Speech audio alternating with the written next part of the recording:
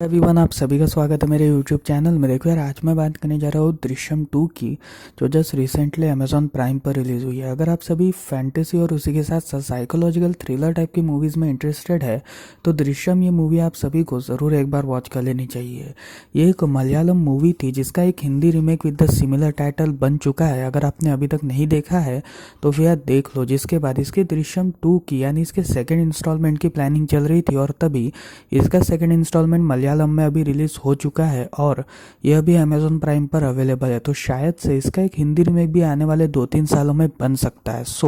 आज मैं आपको दृश्यम 2 की कंप्लीट स्टोरी एंड एंडिंग के बारे में बताऊंगा और उसी के साथ साथ मैं आपको इसके रिलेटेड कुछ थेरीज भी एक्सप्लेन करूंगा। तो फिर वीडियो को एंड तक वॉच करते रहिएगा और अगर आपको वीडियो पसंद आए तो वीडियो को लाइक करिएगा और चैनल को सब्सक्राइब जरूर कर दीजिएगा। So without wasting any time let's start this video. तो इस कंप्लीट स्टोरी की शुरुआत में हम कहानी को 6 साल बाद शिफ्ट ऑन होता हुआ देखते हैं, जहां पर जॉर्ज कुट्टी जो एक्चुअली पुरानी इसमें था उसने अपनी लाइफ पूरी तरीके से चेंज कर ली थी। अब यहाँ पर उसने खुद का एक थिएटर भी बना लिया था और उसी के साथ साथ वो जल्दी एक फिल्म पर भी काम करने वाला था। इसी वजह से इनकी लाइफ काफ़ी अच्छी तरीके से चल रही थी। बट दिन प्रतिदिन इनकी फैमिली को काफ़ी उत्पीड़न से भी गुजरना पड़ता था, क्योंकि वरुण जो एक्चुअली पिछले मूवी में एज अ विलन का रोल पोर्ट्रे कर रहा था, उसकी हत्या के बाद काफ़ी सारे लोग जॉर्ज कुट्टी के ऊपर काफ़ी शक भरी निगाहों से देखते थे। इसी वजह से उसका परिवार थोड़ा बहुत परेशान था। अब यहाँ पर हम ये देखते हैं कि जॉर्ज कुट्टी अब और भी ज़्यादा फेमस हो चुका था और उसी के साथ साथ पुलिस वालों को भी उसके ऊपर कोई भी शक नहीं था। इसी वजह से पुलिस वालों को भी ऐसा लग रहा था कि शायद से जॉर्ज कुट्टी अब इन सब में इन्वॉल्व नहीं है और वो इस केस को बंद करने वाले थे।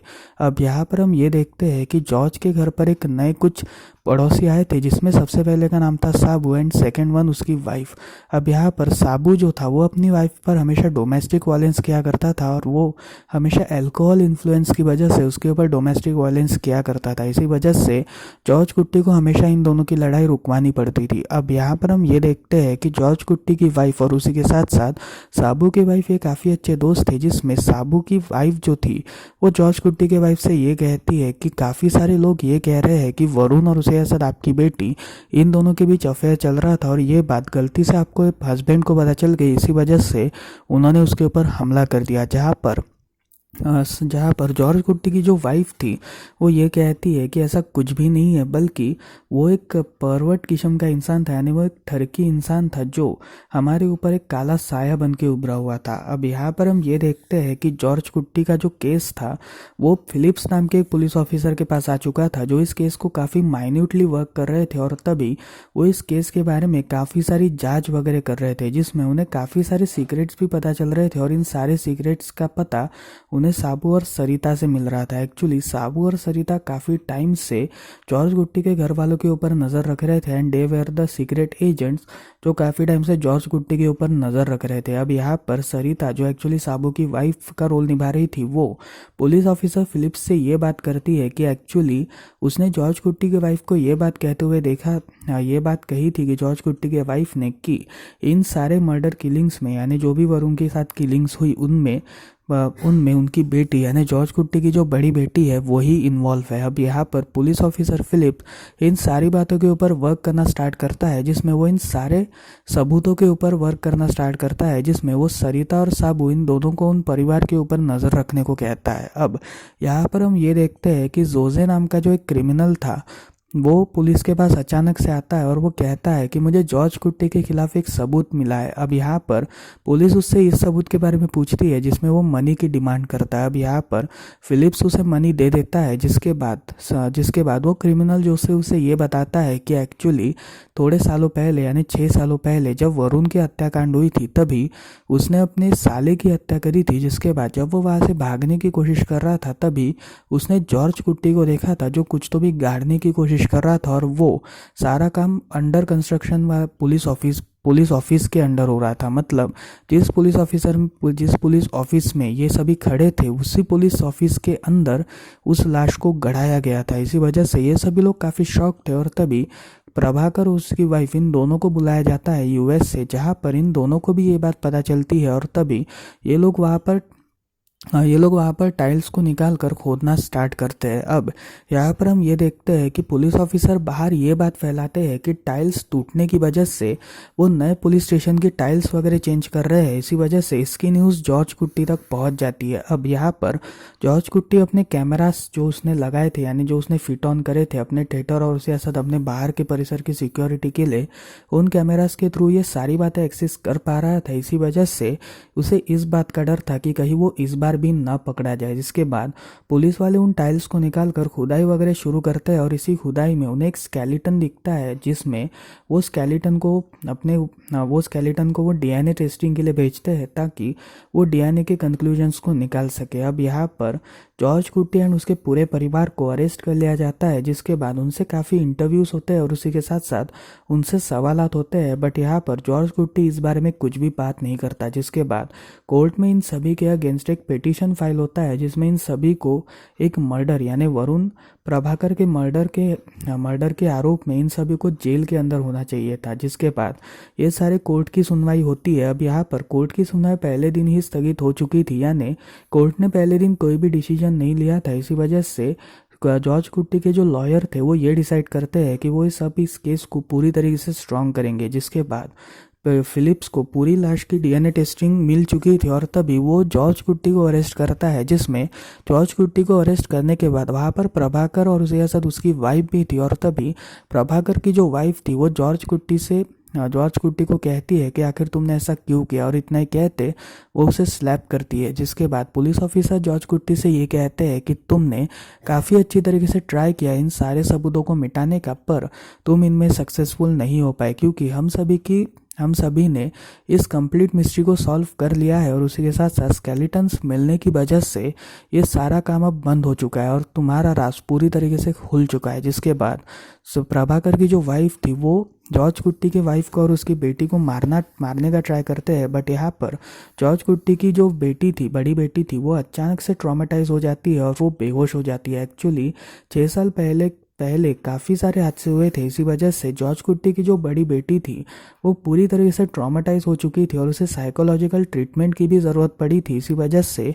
वो साइकोलॉजिकली काफ़ी वीक हो चुकी थी और उसी के साथ साथ हमेशा उसे रात को सोने में अकेला डर रखता था, क्योंकि उसे हमेशा ऐसा लगता था कि वरुण की परछाई कहीं ना कहीं तो भी उसका पीछा कर रही है। इसी वजह से वो ट्रॉमेटाइज होकर बेहोश हो जाती है। जिसके बाद जॉर्ज कुट्टी पुलिस से ये कहता है कि मैं सारे राज उगलने को तैयार हूँ, और तभी जॉर्ज कुट्टी सारे राज उगल देता है कि उसने कैसे कैसे ये हत्या को प्लान किया, जिसमें वो अपनी बेटी के ऊपर कोई इल्ज़ाम नहीं लगाता बल्कि ये सारा इल्ज़ाम वो अपने ऊपर लगाता है। जिसमें वो कहानी को थोड़ा चेंज करता है और तब वो ये कहता है कि उस रात को वो घर पर थोड़ा जल्दी आ चुका था और तभी वो एक लड़के को देख रहा था उसकी बड़ी बेटी के साथ, जहाँ पर वो लड़का उसकी बड़ी बेटी के साथ थोड़ी बदतमीजी से पेश आ रहा था। इसी वजह से जॉर्ज कुट्टी ने उसके ऊपर हमला किया, यानी उसके ऊपर एक हेडशॉट दिया।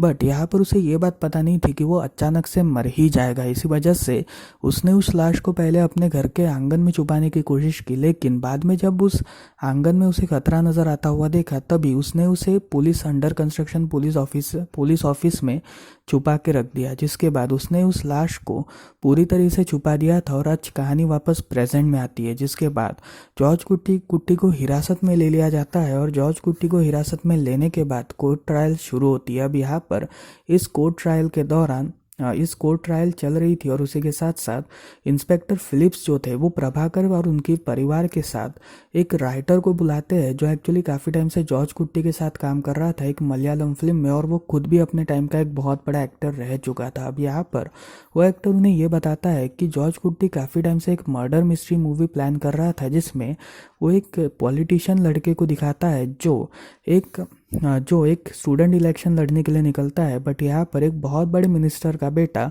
उसको मारने के लिए आता है। अब यहाँ पर वो सेल्फ डिफेंस के लिए उस लड़के की हत्या कर देता है, जिसके बाद वो उस लड़के को उसी पैटर्न में छुपाता है, यानी उस पॉलिटिशियन के ही ऑफिस के अंदर वो उस लड़के की लाश को छुपाता है जैसे हमने देखा। और उसे यह सारी ये सिमिलर स्टोरी इन्वॉल्व थी वरुण के हिस्ट्री से। इसी वजह से ये कंप्लीट स्टोरी वरुण के इर्द गिर्द लिखी हुई थी और तभी प्रभाकर को ये बात पता चल जाती है, प्रभाकर और उसकी वाइफ को, कि ये सारी स्टोरी हमारे ही बेटे के इर्द गिर्द लिखी गई है। जिसके बाद राइटर ये कहता है कि हम इसके क्लाइमैक्स में तो यहाँ पर तो ये इसका फर्स्ट फर्स्ट हाफ था, लेकिन इसके सेकंड हाफ की शुरुआत में ऐसा होता है कि पुलिस वालों को उसका एड्रेस मिल जाता है और उसी के साथ साथ वो उस लाश को बाहर निकाल लेते हैं, जिसके बाद उस मेन हीरो को जेल हो जाती है। बट यहाँ पर वो राइटर इस क्लाइमैक्स से इंटरेस्टेड नहीं था, इसी वजह से जॉर्ज कुट्टी ने उसे एक और क्लाइमैक्स बताया था। और तभी फिलिप्स का फ़ोन बजता है, जिसमें उसे ये बात पता चलती है कि जॉर्ज कुट्टी ने उन police officers and Prabhakar family के अगेंस्ट ही केस फाइल किया है, जिसमें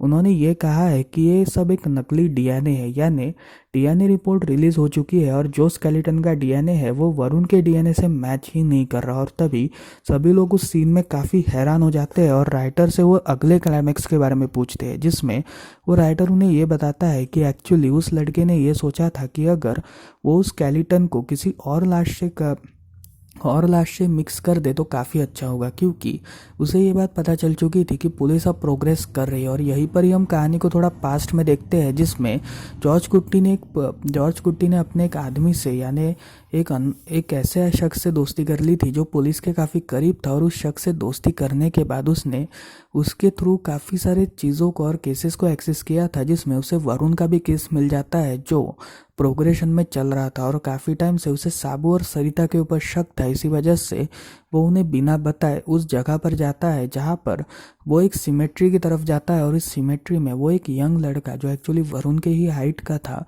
उस लड़के की लाश को वहाँ के एक बंदे की हेल्प से, यानी जो गाड़ने वगैरह का काम करते हैं उसकी हेल्प से वो इस लाश को बाहर निकालता है। और इस लाश को बाहर निकालने के बाद वो इस कंप्लीट कांड मतलब वो उसकी लाश को निकालने के बाद उसकी हड्डियों, जो उसकी बॉडी रहती है, उसे उस police under construction police station में डालता है। और यहाँ पर जो वरुण की हड्डियाँ थी उसे बाहर निकाल कर वो उन हड्डियों को आग लगा देता है ताकि वो उन्हें अस्थियों में कन्वर्ट कर सके। और ये जो डीएनए रिपोर्ट थी ये पूरी तरीके से फेक हो चुकी थी, जिसके बाद जॉर्ज कुट्टी को बेल मिल जाती है, जिसमें ये बेल उसकी काफ़ी ज़रूरी थी। और उसके फैमिली को जो भी मेंटल टॉर्चर हुआ था उसके लिए प्रभाकर फैमिली को माफ़ी मांगनी पड़ती है। अब यहाँ पर हम कहानी को 2-4 दिन बाद शिफ्ट ऑन होता हुआ देखते हैं, जिसमें ये बात हमें पता चलती है कि जॉर्ज कुट्टी ने जो वरुण की अस्थियाँ है वो प्रभाकर फैमिली को वापस लौटा दी है। और तभी